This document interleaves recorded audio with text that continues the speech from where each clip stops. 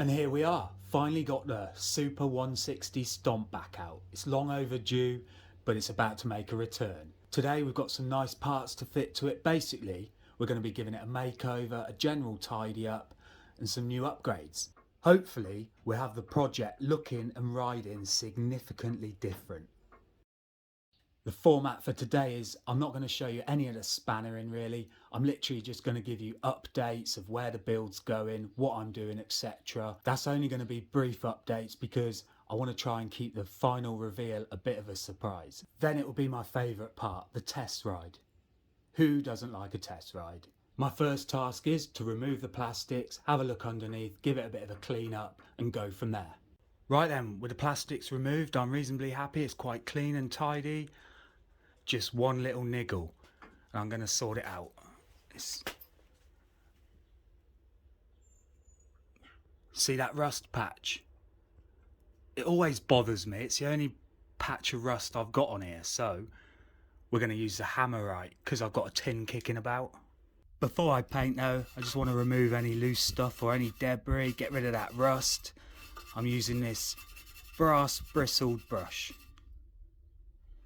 I'm not sure what this will look like finished, but it's got to look better than what it does now.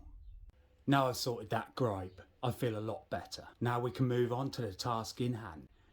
You obviously won't see a lot, but once I've made some progress, I'll bring you back up to date. It's starting to get exciting now, look at that. Best crash prevention money can buy, a decent set of tyres. Some nice W Racing CNC levers.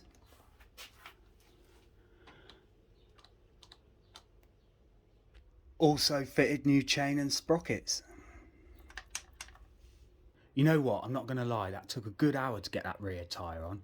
There's no giving those Michelins, that's by far the most difficult tyre I've ever had to put on. Oh my god, put it that way. Although they're going to be really good tyres, they're really difficult to put on, there's no give. Quick update then, it's starting to take shape and look the part now. It's really therapeutical working on your bike, I really enjoy it. Anyway, as you can see, I've nearly finished. All I've got to do is fit the plastics, chain roller, muffler and the bling petrol cap. Then she's ready for action.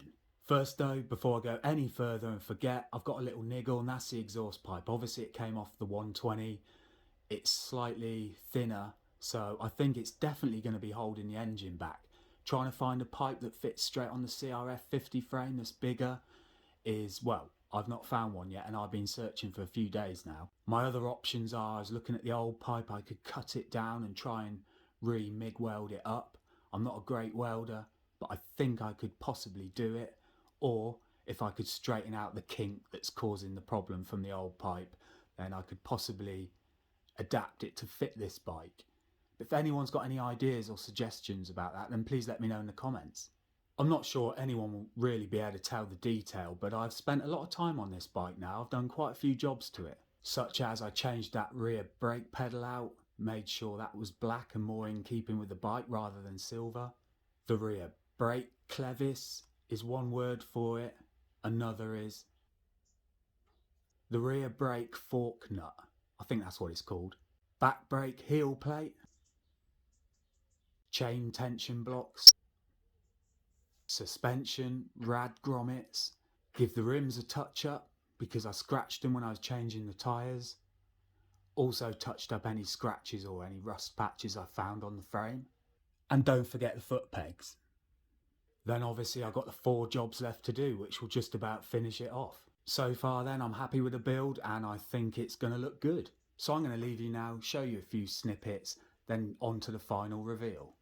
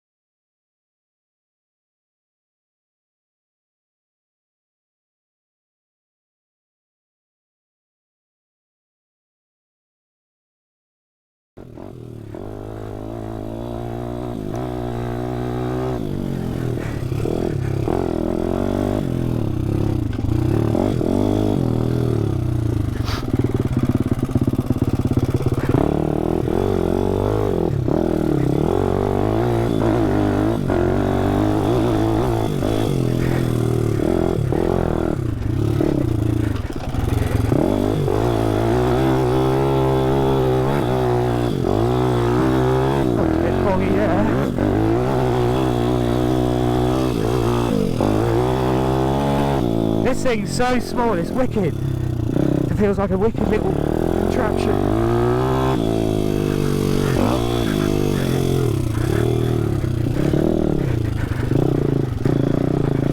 Is it a bit wide?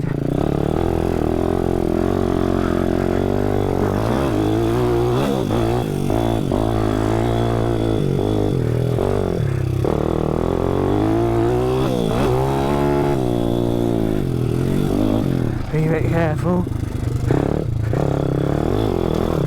Oh, too much clutch.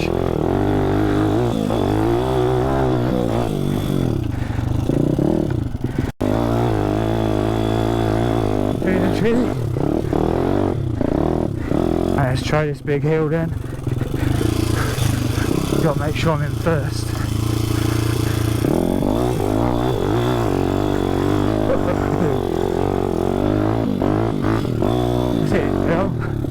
So if you can't tell, I'm basically out giving the 160 Super Savage a bit of a test ride since I've done the upgrades.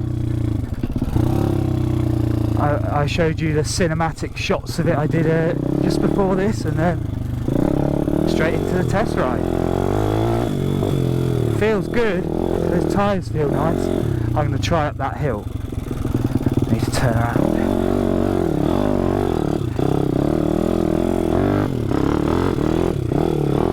Place to turn in the burn.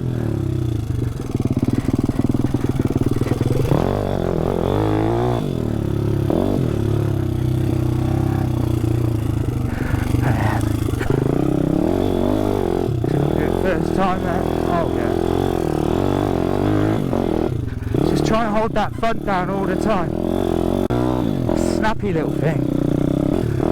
My test ride isn't going to be too much today because I've got some more jobs to do to it. I don't want to get it all plastered.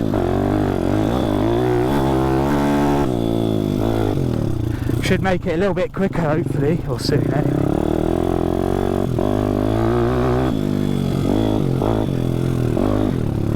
A little bit more bottom end.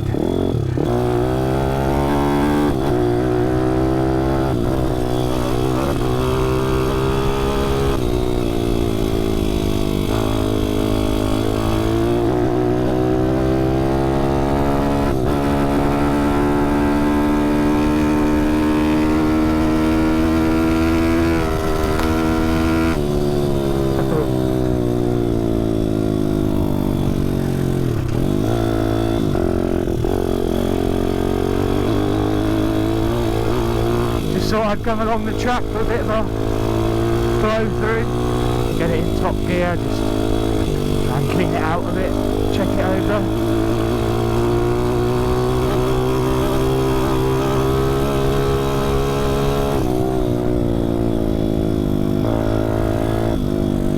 What's going on here?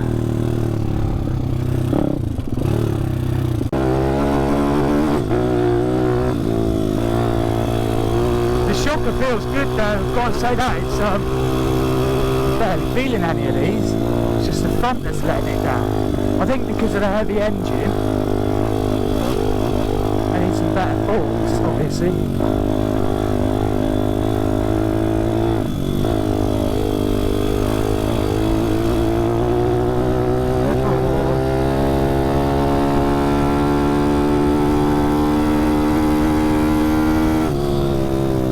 Johnny, be careful on these tiny 12 and 14 inch wheels.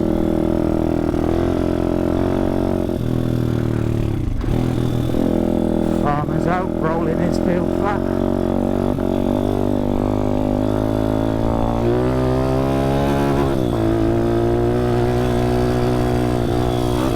I'm liking these peg brakes, I prefer the levers. It's coming together nicely, I've got to say. Whoa.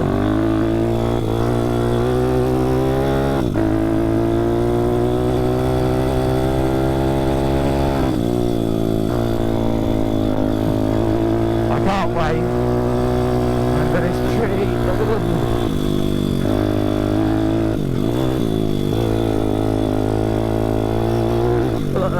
That's rough there. Got some tractor tyre marks. That's what I don't like about the small wheels. Anyway, one more lap in here. Whoa, whoa, nearly down there then.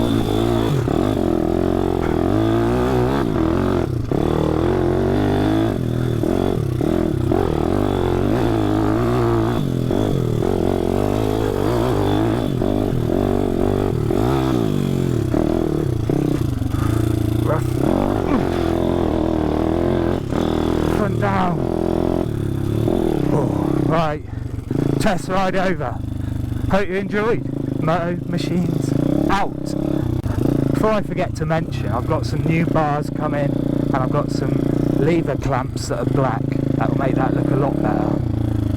And I've got a few other little bits and bobs, but I'll save that for a surprise.